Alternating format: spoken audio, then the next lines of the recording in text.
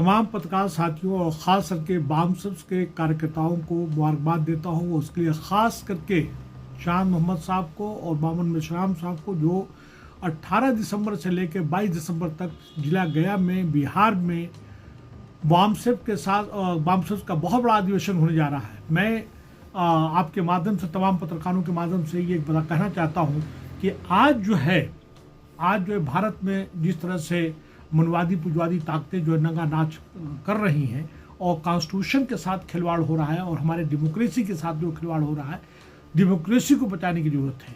और इसके लिए बहुत ज़रूरत है इस बात की कि हम लोग ईवीएम का बायकॉट करें निकट भविष्य में, क्योंकि मामून मेश्राम साहब ने ईवीएम को बायकॉट करने के लिए सबसे पहले आवाज़ उठाई थी। तो मैं उनसे गुजारिश करूँगा कि अभी निकट भविष्य में बिहार में चुनाव होने जा रहे हैं, दिल्ली में चुनाव होने जा रहे हैं, ईवीएम के बगैर चुनाव कराने की मांग करनी चाहिए, चाहे इसके लिए कुछ हो जाए। हालांकि सभी जितने बड़े बड़े लीडर्स हैं उन्हें ईवीएम से चुनाव ना कराने की बात करते हैं, लेकिन कोई भी जो है ईवीएम को हटाने के लिए धरना प्रदर्शन, भारत यात्रा निकालने की बात नहीं करता है। और कहीं न कहीं नेता जो है उनका जो माइंडसेट है मनवादी और पुजवादी है। तमाम पॉलिटिकल पार्टी में मनवादी पुजवादी तत्व जाके भर गए हैं और वो कहीं न कहीं जो है मनवादी पुजवादी ताकतों के साथ हाथ मिलाए हुए हैं और ईवीएम को हटाने के लिए कोई भी कार्रवाई नहीं कर रहे हैं। अगर सब लोग एकजुट हो जाएंगे तो ईवीएम हट जाएगा। दूसरा, कॉन्स्टिट्यूशन बचाने की जो बात कर रहा हूँ मैं, देखा जाए तो सरकार जो कॉन्स्टिट्यूशन के लगातार छेड़छाड़ कर रही है। और अभी हाल ही में जिस तरह से जस्टिस नरिमन ने बखिया उधेड़ कर रख दिया 5 जजों का, जिन्होंने गलत जजमेंट दिया है, उसी तरह से अभी शेखर यादव ने जो बात कही है उसको लेकर कहा है इनके सबके खिलाफ कार्रवाई होनी चाहिए। और दूसरा जो इम्पोर्टेंट जो बात कहना चाहता हूँ मैं कि तमाम ऐसे गलत एक्ट या अमेंडमेंट या कानून ऐसे बनाए जा रहे हैं जिसको कि कहीं न कहीं जो है जुडिशरी उसको सपोर्ट कर रही है, उसके लिए हम लोगों को आवाज़ बुलंद करनी चाहिए। और इसी से ताल्लुक से मैं बता दूं कि बार बार आवाज़ उठ रही है कि कास्ट सेंसस होना चाहिए, बिल्कुल होना चाहिए। और कास्ट सेंसस जो जाति की जनगणना की जो बात हो रही थी, सब लोग जो है उस पर अब खामोश हो गए हैं, वहाँ से ये मुद्दा उठना चाहिए। SC ST OBC दलित माइनॉरिटी जो है अगर देखा जाए तो वो पूरे भारत में 85 से लेकर 90% है, लेकिन मनवादी पुजवादी जो ताकतें हैं, अनासिर है, तत्व है, वो सिर्फ 3 से लेकर 5% है। और वो तमाम जगहों पे 45 से लेकर 95% पर जाकर बैठे हुए हैं, खासकर जुडिशरी में।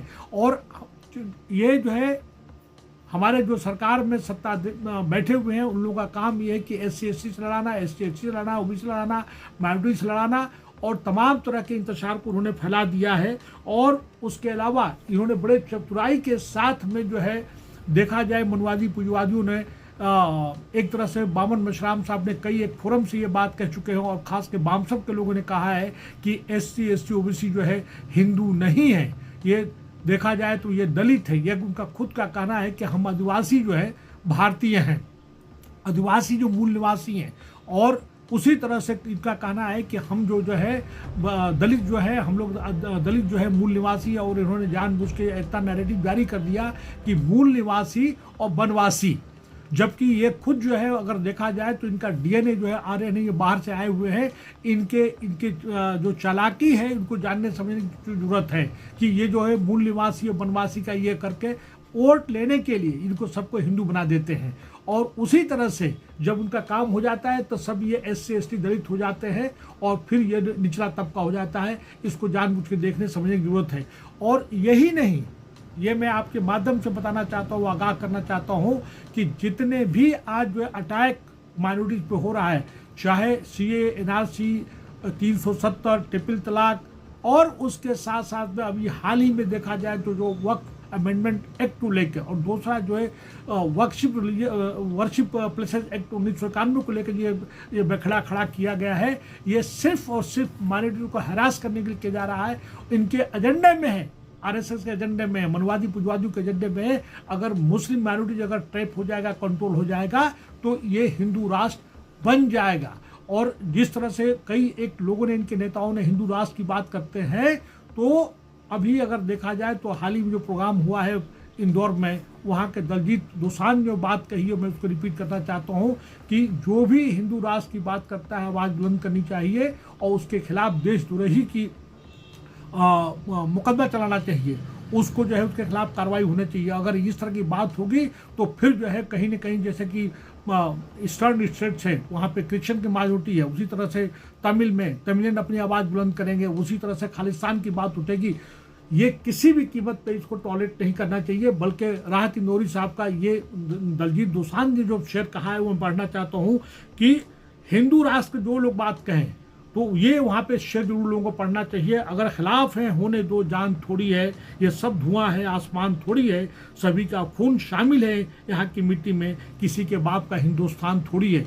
हालांकि बावन विश्राम साहब और वामसेव के तमाम लीडर्स ने कई एक फोरम से प्लेटफॉर्म से कहा है कि भारत जो है किसी के बाप का नहीं है, भारत सबका है। और यहाँ पे विरासत बचाने की भी बात होनी चाहिए।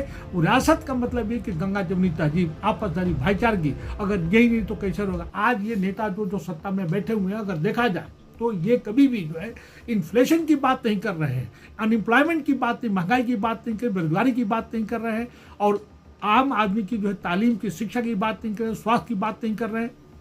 ढेर सारा कंट्रोबांड या कह लीजिए कि ड्रग्स जो है गुजरात के माध्यम से आ रहा है, इसके लिए कौन जिम्मेदार है, इस पर कोई बात नहीं कर रहा। मणिपुर जो जल रहा है आज तक उस पर कोई बात करने वाला तो नहीं है। ये तमाम मुद्दे को उठाना चाहिए। और भारत की विरासत में हमारा देखा जाए तो तमाम हमारे रिलीजियस फ्लेक्स भी है, उसके साथ हमारी जुबान भी है, जुबान के साथ साथ में तमाम निशानियां हैं। ये जगह जगह जो नाम बदलने का ये तमाशा में खड़ा कर रहे हैं, भाई नया कोई काम करके दिखाओ ना, नाम बदलने से क्या हो जाएगा, इससे क्या फर्क पड़ता है।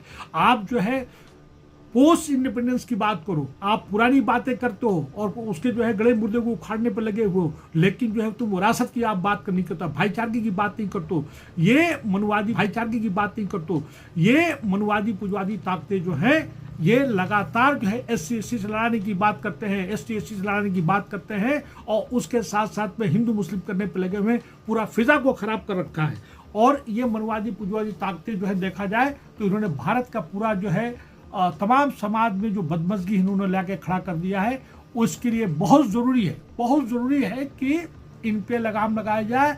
ये 3 से लेकर 5% होके भारत के तमाम महकमों में, तमाम गवर्नमेंट के ऑफिशियल जगहों पे जो है 45 से लेकर 95% खड़े हैं, और SC SC दलित जो है उनके रिजर्वेशन को ख़त्म करने पर लगे हुए हैं। और जो जिसका जैसे कि OBC है, जो उनका परसेंटेज है, उनके हक के उनके परसेंटेज के मुताबिक उनको मिलना चाहिए। उसी तरह जिसकी जितनी आबादी संख्या है उतना उनका रिप्रेजेंटेशन होना चाहिए। यहाँ पे एक और बहुत ही इंपॉर्टेंट बात जो कहना चाहता हूँ कि जिस तरह से लोकल बॉडी के चुनाव में हम लोग क्या कर रहे हैं कि उसको रोटेशन कर दिया है कि इस बार SC है तो अगले बार ST रहेगा या OBC रहेगा या महिला रहेगा, ये सब होता है। उसी तरह से MLA और MPs का भी जो कॉन्स्टिट्यूंसीज है उसका रोटेशन होना चाहिए। जो बाबा साहब अम्बेडकर के बदौलत जो पार्लियामेंट में, असेंबली में पहुंच गए हैं, उनके बीच पे भी मनवाद पुजवाद आ गया है। उनको जो है जब तक उन पर लगाम नहीं लगाया, उनके खिलाफ आवाज़ बुलंद नहीं होगी तो कुछ नहीं होगा। उसी तरह से कहने के लिए बहुत कम टाइम है। किसानों का जो है मिनिमम प्राइस जो है उसको भी हमें देखना चाहिए, और ओल्ड पेंशन स्कीम जो कर्मचारियों को ख़त्म कर दिया गया है उसको भी हमें रेज करना चाहिए। जब MLA MPs को जब पेंशन मिल सकता है, कई पेंशन मिल रहा है, तो कर्मचारियों को जो 35 साल तक 30 साल तक जो नौकरी करता है, 35 साल नौकरी, उसको कर्मचारियों को 2004 के बाद जो है पेंशन क्यों नहीं मिलना चाहिए। कुल मिला के ये कहना चाहता हूँ कि मनवाद पुजवाद को जब तक खत्म नहीं होगा, जब तक हमारा कास्ट सिस्टम खत्म नहीं होगा, क्लासलेस सिस्टम नहीं होगा समाज के अंदर, तब तक भारत नहीं बचेगा। ये लोग जो सत्ता में बैठे हुए पूरे भारत को, समाज को बांटने का काम कर रहे हैं। और आखिर में एक बार फिर नटशेल में ये कहना चाहता हूँ, मुख्तसरन कहना चाहता हूँ कि EVM के से चुनाव नहीं होना चाहिए। हर हालत में कास्ट का, जाति जनगणना का होना चाहिए। उसी तरह से जो MLA MP जो कॉन्स्टिट्यूंसी है उसको रोटेट कर देना चाहिए।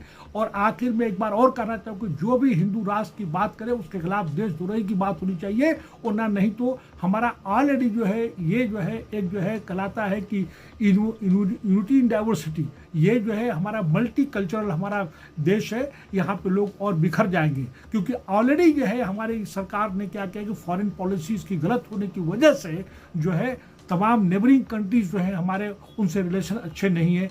कुल मिला के ये कहना चाहता हूँ आखिर में कि ईवीएम को भगाओ, देश को बचाओ, और साथ साथ में कॉन्स्टिट्यूशन को बचाओ, डेमोक्रेसी को बचाओ, और कास्ट सेंसस का होना भी जरूरी है। और जिसकी जितनी संख्या है उतना उस हिसाब से जो है उसका रिप्रेजेंटेशन होना चाहिए, उसको टिकट मिलना चाहिए।